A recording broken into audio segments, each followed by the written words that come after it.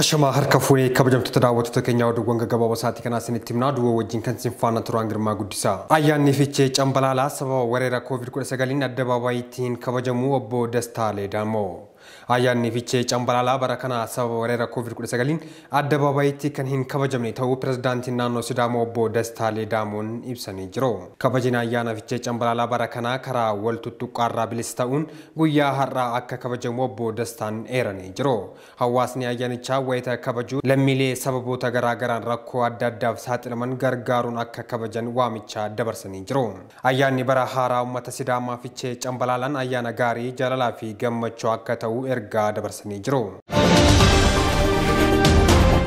Sagantaa nyaata barattoota manneen barnootaa 499 keessatti hojiirra ooluu ifoomeera. Ministeerri barnoota dhaabbataa deeggarsa daa'immanii waliin haaluma waliigaltee sagantaa nyaata barattoota biyya keessaa ifoomsuun guyyaa kaleessaa naannoo Sidaamaatti gaggeessee jira. Dhaabbanni deeggarsa daa'immanii fi Itoophiyaatti sagantaa nyaataa barattoota hunda hammataa ta'e manneen barnootaa 499 keessatti hojiirra oolchuun daa'imman barnoota isaanii sirnaan akka baratanii fi kan gargaaru ta'uus ifoomee jira. Saganticha dhugoomsuu fi dhaabbanni deeggarsa Global Partnership for Education jedhamu birrii miiliyoona 21.4 deeggarsa taasisuunis ibsamee jira. Waliigala manneen barnootaa 499 keessatti barattoonni 100,000 fi 63 ol yaadamoo kan ta'an ta'uu ragaa ministeera barnoota irraa argame ni agarsiisa. Ambaasaaddaroota biyyoota miseensa mana maree nageenyaaf haala waqtawaa Itoophiyaa irratti ibsi laatame. Ambaasaaddaroota biyyoota miseensa mana maree nageenyaa fi biyyoota Ameerikaa kibbaa fi haala waqtawaa Itoophiyaa irratti ibsi laatamee jira. Ministeerri deetaa ministeera dhimma alaa Ambaasaadder Reedwaan Huseen ambaasaaddaroota biyyoota miseensa mana maree nageenyaa fi ambaasaaddaroota biyyoota Ameerikaa kibbaa teessoo isaanii Finfinnee taasisaniif haala waqtawaa Itoophiyaa irratti ibsa laatanii jiru. Haala naannoo Tigraay wal dhabdee daangaa Itiyoo Sudaan dhimma hidha haaromsaa fi filannoo Saajjafaa torbeewwan muraasa booda gaggeeffamu irratti ibsa taasisanii jiru. Duula olaantummaa seera naannoo Tigraayitti gaggeeffame hordofee Suudaan daangaa Itoophiyaa weeraruu ishees taasisanii jiru.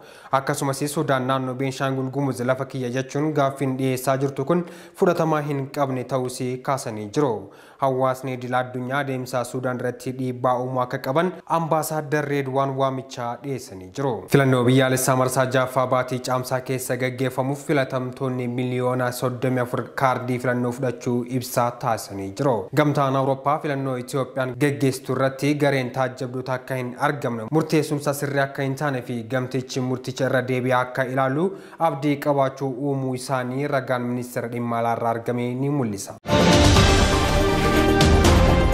Soomaaliyaan hariiroo Keeniyaa waliin qabduu fi hariiroo dippiloomaasii Keeniyaa waliin qabdu bifa haaraatiin haaromsuun wajjin hojjechuuf akka jiran dhagahame.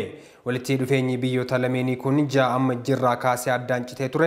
Haa ta'u malee hojimaata gaarii hojjechuu fi walitti dhufeenya keenya cimsuu qabna jechuun Soomaaliyaan beeksistee jirti.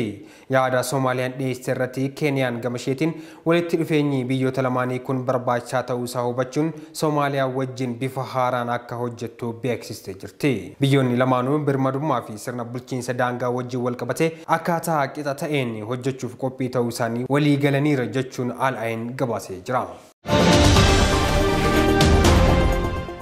Pirezidaantiin Federaalii Saahilawarq Zawudeen dhimma hidha haaromsaa guddichaa fi haala yeroo naannoo Tigraay irratti pirezidaantiin Niijer Mohaammed Baazum waliin maratanii jiru. Ministeerri bishaan jallisii fi enerjii Dr. Injiinar Silashii Baqqalaa dhimma hidha haaromsaa ilaalchisee ejjennoo Itoophiyaa irratti ibsa laatanii jiru. Niijer biyyoota miseensa mana maree nageenyaa dhaabbata mootummoota gamtoomni keessaa ishee tokko yommuu taatu manni maree nageenyaa dhimma hidha haaromsaa fi duula olaantummaa seera mirkaneessuu naannoo Tigraayitti gaggeeffame ilaalchisee irratti deddeebiin yaadota garaagaraa kaasaa turuun isaa kan yaadatamu. Pirezidaantiin Federaalii Saahilawarq Zawudeen turtii Niijeritti taasisaniin Itoophiyaa ilaalchisee dhimmoota mana maricharraa ka'anii fi Niijer hubannoo fooyya'aa akka argattu taasisanii jiru.